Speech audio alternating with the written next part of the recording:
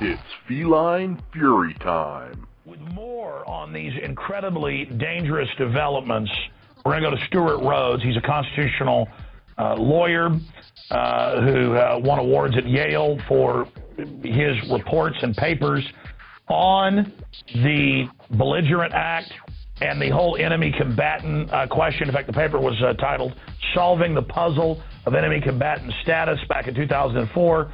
He also, of course, worked in Congress for Ron Paul, and he's the founder of Oath Keepers. He's an Army paratrooper veteran himself. That's a very nice intro by Alex Jones about Stewart Rhodes, but there's more to him than that, and he's a very highly regarded person. And the first time I met him, it's kind of a cute story, and I want to share it with you just for when you hear him speak.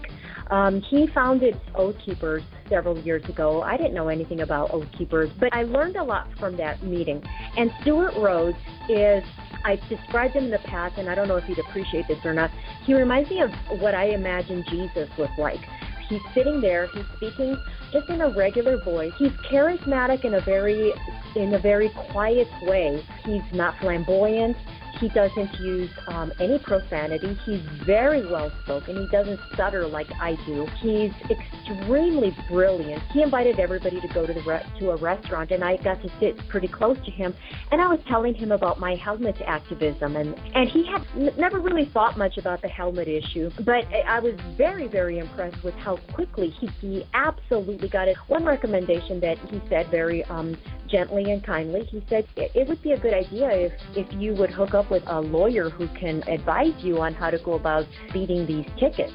And bold to the Bikers of Lesser Tolerance, they've been doing this for a long time. They know what they're doing, and I get my advice from them. You know, they're not lawyers. I was very flippant when I talked to Stewart. I was my usual TigerLily douchebaggy self, and I said, Stewart, let me tell you, lawyers are there to empower themselves.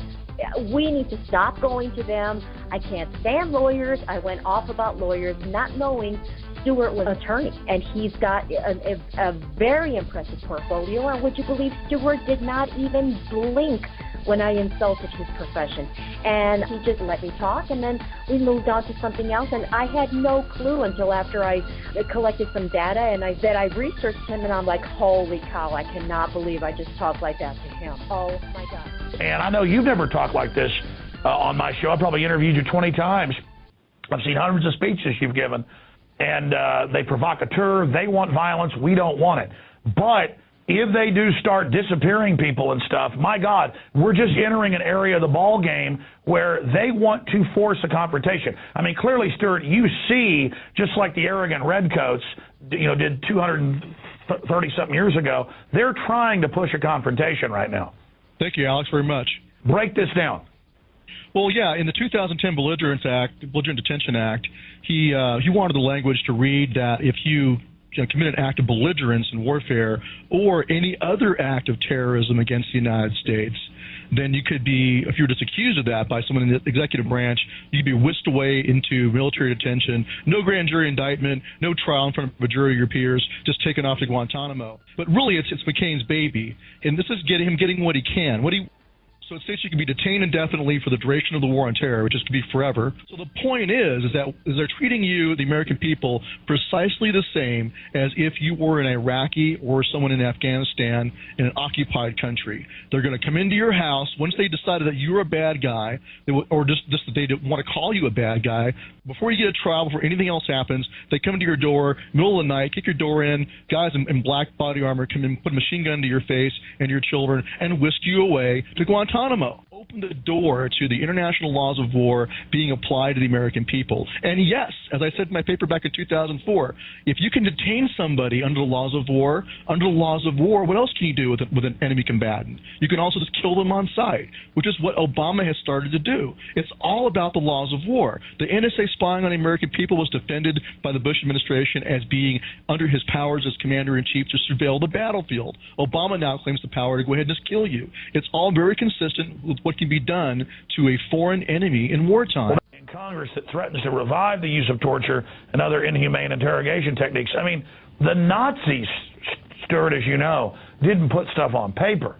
Well, I mean, the founders, first of all, as a matter of constitutional law, the founders put the Bill of Rights in place and also the Treason Clause of Article 3, in particular to stop torture, to stop compelled confessions. That's how they got a compelled confession out of you in the Star Chamber in English history. They tortured you, forced you to confess, and then they executed you for treason against the king. The founders knew that history. They also experienced, if you go read the Declaration of Independence, it talks there very clearly about the cause of taking up arms. One of them is denial of jury trial. One of them is the application of a jurisdiction foreign to their constitution against them.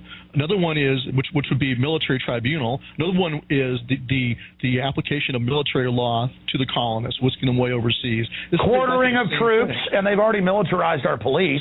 I mean, that's military right there. That's an end run around posse comitatus.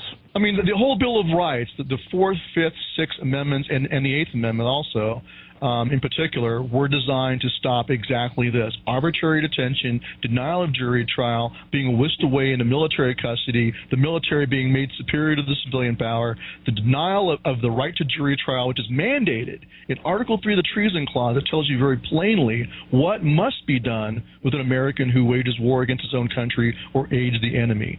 Well, if they pass this bill, it'll be pretty much our enabling act. I mean, the only thing left would be for John McCain to do an amendment that says, or any other action that's considered terrorism by the U.S. government. But really, you should see this as a declaration of war against the American people. That's how we should see it. We need to stop this right now. If we don't, Alex, I do believe that there will be no recourse except another revolution. Otherwise, we are going to be lost. We will be put in the same position as the Founding Fathers were in 1775. They have taken off the mask and told us, I mean, they could do it to your kids. There's no age limitation in this bill. They could take your children away and take them to Guantanamo and hold them for the duration of the war on terrorism on the mere accusation that they are terrorists. I know it sounds ridiculous, but they could do it. So why do you want to wait until it gets done to you, the American people? They're telling you already what they're going to do. They're declaring war on you. John McCain is a traitor. Every single one of them that votes for this, Lindsey Graham, are all traitors. They committed treason against you. And I don't use that term lightly. But they are declaring war and waging war on the American people. And so as far as I'm concerned, if they pass this bill, it's put up or shut up time for the American people. Either you're going to fight another revolution or you're going to be slaves. Well, but there comes a point, though, as Patrick Henry said, that where you have to realize that the fight's going to come. And if they're telling us what they're going to do, I don't see them giving up this power or relenting unless they're forced to. And yes, there's a thin chance we could do it through politics. But look at the vote yesterday on the Udall Amendment, which Rand Paul joined in co-sponsorship of. It was defeated. So the majority of the senators, and almost every single Republican except for Rand Paul, and a bunch of the Democrats also, a bipartisan assault, the majority of them want this. They think it's totally fine to hold American citizens indefinitely without a trial, or try them at military tribunal and execute them. They think that's great. And so, so far, politics has failed us.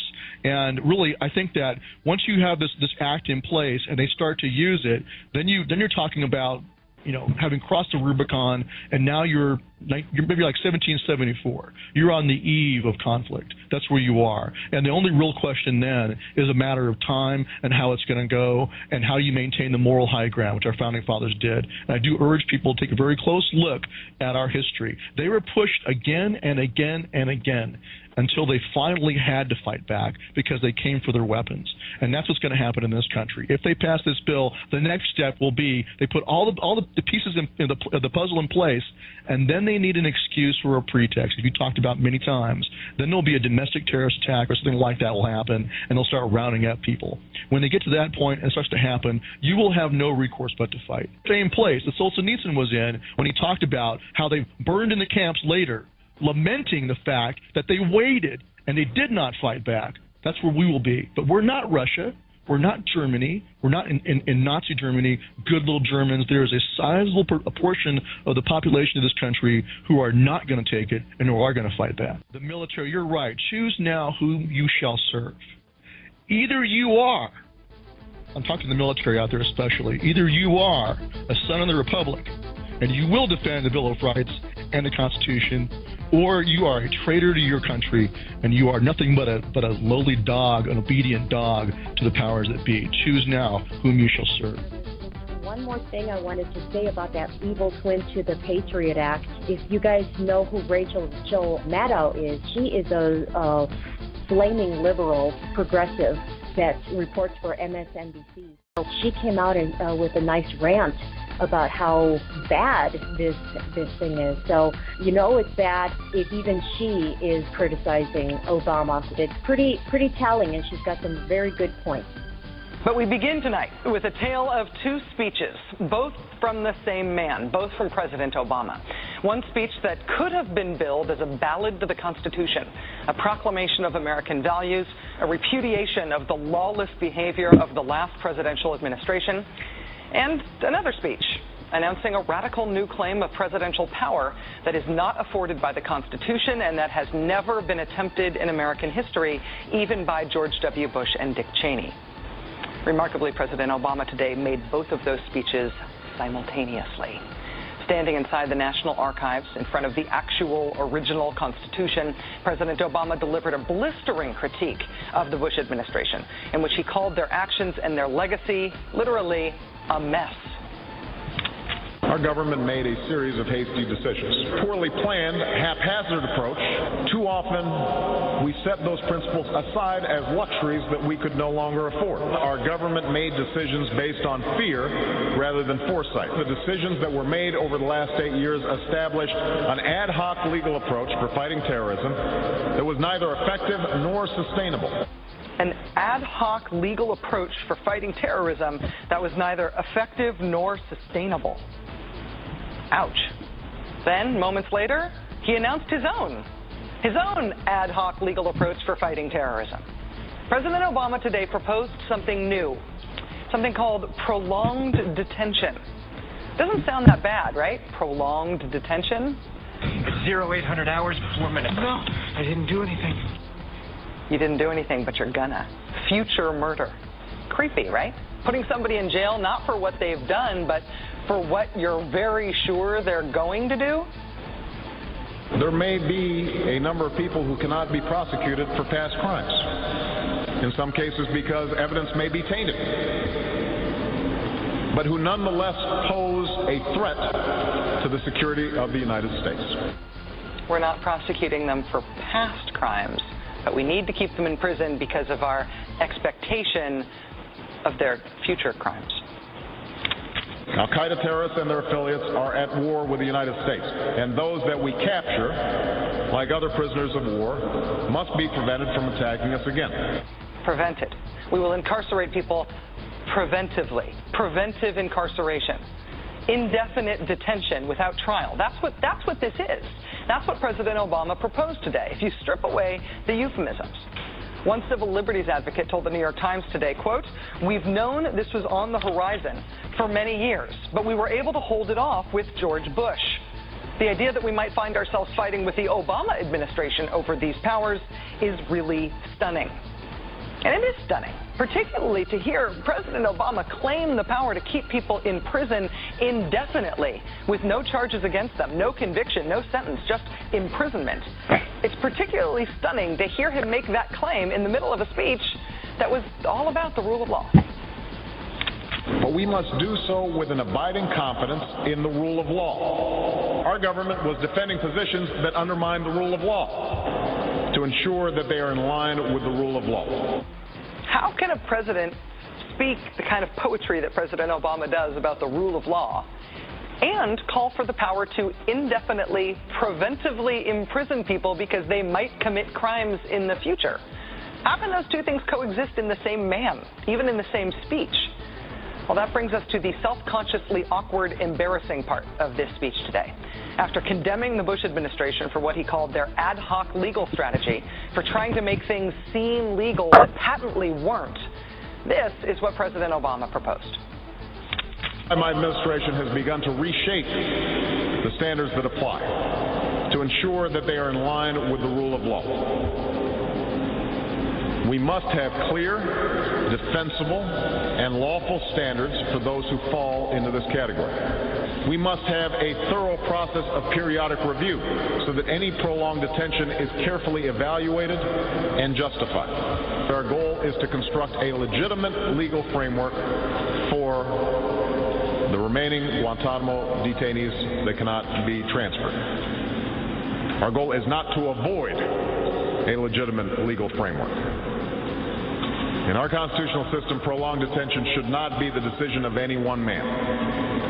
If and when we determine that the United States must hold individuals to keep them from carrying out an act of war, we will do so within a system that involves judicial and congressional oversight. And so going forward, my administration will work with Congress to develop an appropriate legal regime so that our efforts are consistent with our values and our Constitution. You'll construct a legal regime to make indefinite detention legal. You will, what does he say? Develop an appropriate legal regime. So you can construct a whole new system outside the courts, even outside the military commissions, so that you can indefinitely imprison people without charges. And you'll build that system from scratch. What's that somebody said about ad hoc legal strategies? Just for context here, in the United Kingdom, where there isn't even a Bill of Rights, there's been a major debate about whether people can be held in preventive detention. Former British Prime Minister Tony Blair wanted 3 months to be the outer limit for how long anyone could be held. There was a big political fight about it. Parliament ended up limiting that power to 28 days. 28 days is still the longest period of preventive detention that's allowed under law in any comparable democracy anywhere in the world. How long would President Obama's proposed preventive indefinite detention last? Well, he's not saying yet, but here's how he defines the threat that he says makes indefinite detention necessary. Right now, in distant training camps and in crowded cities, there are people plotting to take American lives. That will be the case a year from now, 5 years from now, and in all probability 10 years from now. 10 years from now. So you could get arrested today and locked up without a trial, without being convicted, without being sentenced for, say, 10 years until the threat of your future criminal behavior passes. Prolonged detention, he's calling it. This was a beautiful speech from President Obama today with patriotic, moving, even poetic language about the rule of law and the Constitution, and one of the most radical proposals for defying the Constitution that we have ever heard made to the American people. I don't think it's one of the, I think it is the most radical.